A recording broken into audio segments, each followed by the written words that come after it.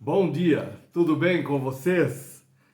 Nesta manhã eu gostaria de compartilhar com vocês o livro de 1 Reis, capítulo 17, versículo 1 a 7. A palavra de Deus diz: Elias era de Tisbe em Gileade. Disse ao rei Acabe: Tão certo como vive o Senhor, o Deus de Israel, a quem sirvo, não haverá orvalho nem chuva durante os próximos anos, até que eu ordene. Então o Senhor disse a Elias: Vá para o leste e esconda-se junto ao riacho de Querite, que fica a leste do rio Jordão. Beba a água do riacho e coma o que os corvos lhe trouxerem, pois eu dei ordem para levarem alimento até você. Elias fez o que o Senhor ordenou e acampou junto ao riacho de Querite, a leste do Jordão. Os corvos lhe traziam pão e carne de manhã e à tarde, e ele bebia a água do riacho. Depois de algum tempo, porém, o riacho secou, pois não caía chuva em parte alguma da terra. Queridos irmãos, gostaria de lembrá-los que nesses dias a terra sofria também uma grande crise. Elias viveu no período desta crise. E o interessante aqui é notar o como Deus cuidou de Elias. Deus dá algumas instruções ao teu servo Elias, pede para ele ir a um certo lugar, a um certo riacho, e ali ele deveria viver por um período de tempo. Não sabemos exatamente quanto tempo, mas ele deveria se estabelecer ao lado deste riacho. Uma outra coisa interessante, curiosa também, era que ele seria alimentado pelos corvos. E é interessante notar que Deus tem as suas maneiras para cuidar dos teus servos. Por mais estranho que pareça, Deus sempre vai usar o rio, os corvos, pessoas, coisas, enfim, animais, aves, para, suprir as nossas necessidades. E não foi diferente com Elias. O servo do Senhor foi confiadamente para aquele lugar, ali se estabeleceu, não sabemos exatamente por quanto tempo, só posso dizer que a crise naqueles dias era grande e não ia chover por 3 anos e 6 meses. Mas o período todo, não sabemos o quanto tempo ele ficou ali. Uma coisa curiosa também que eu gostaria de lembrá-los, e por muitas vezes eu já pregando, ao invés de falar corvos, eu falei urubus. E daí pessoas tentaram mostrar que o corvo é diferente do urubu.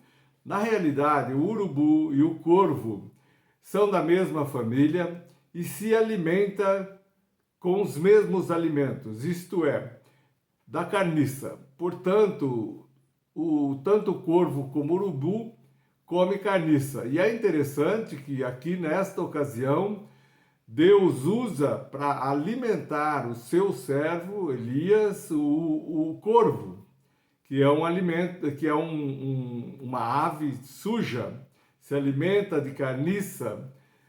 Mas foi assim, e Deus supriu a necessidade do teu servo. Ali, fielmente, ele viveu por esse período de tempo e Deus supriu fielmente o teu servo, trazendo o pão e a carne de manhã e à noite, e era o corvo que trazia.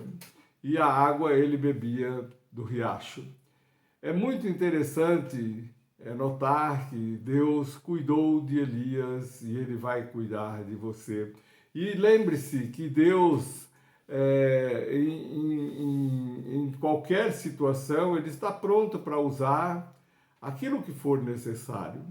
E com isso eu posso lembrar de uma situação, uma história verídica da minha própria vida.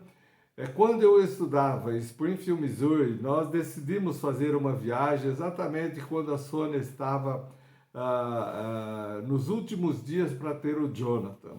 Nós íamos sair de Springfield, Missouri, e ir para Arkansas, visitar uma amiga que estava na faculdade lá.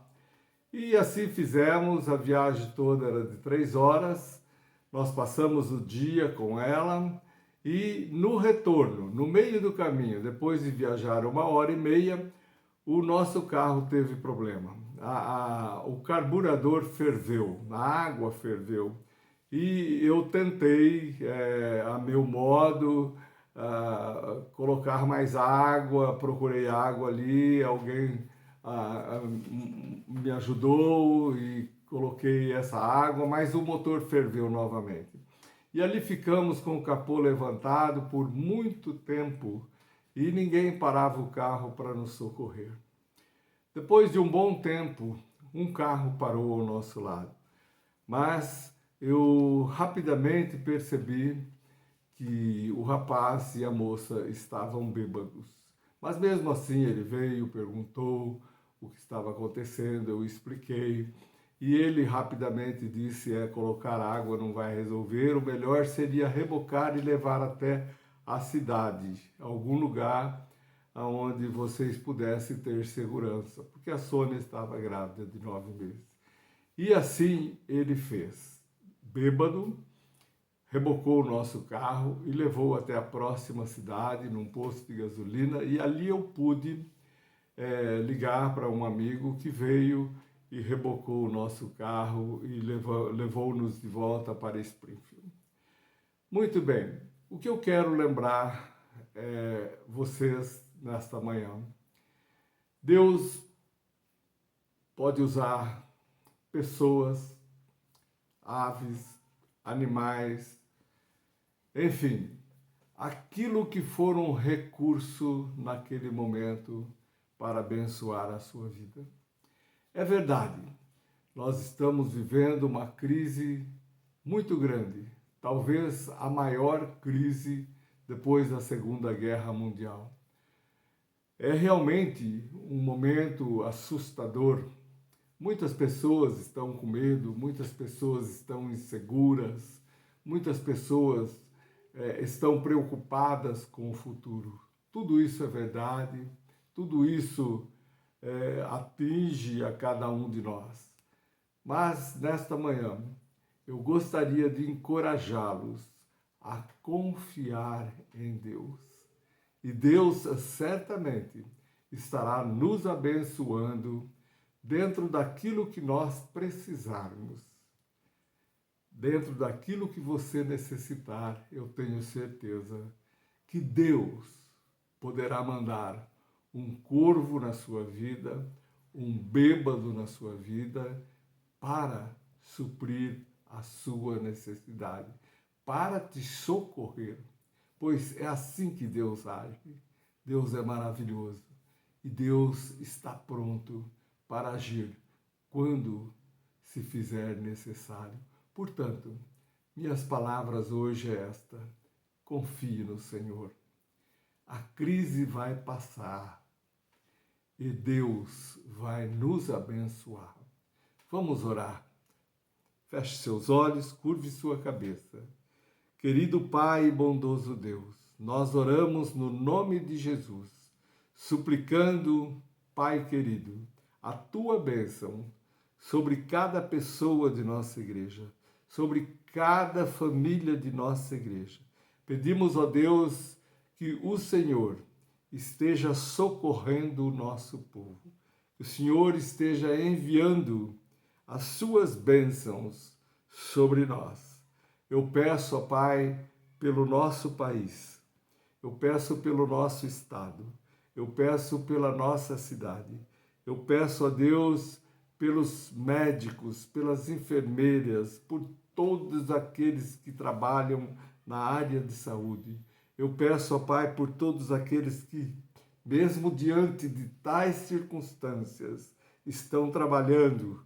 Eu peço que o Senhor os livre de todo mal, que o Senhor os abençoe e que o Senhor conceda a todos eles a vitória no nome de Jesus. Amém.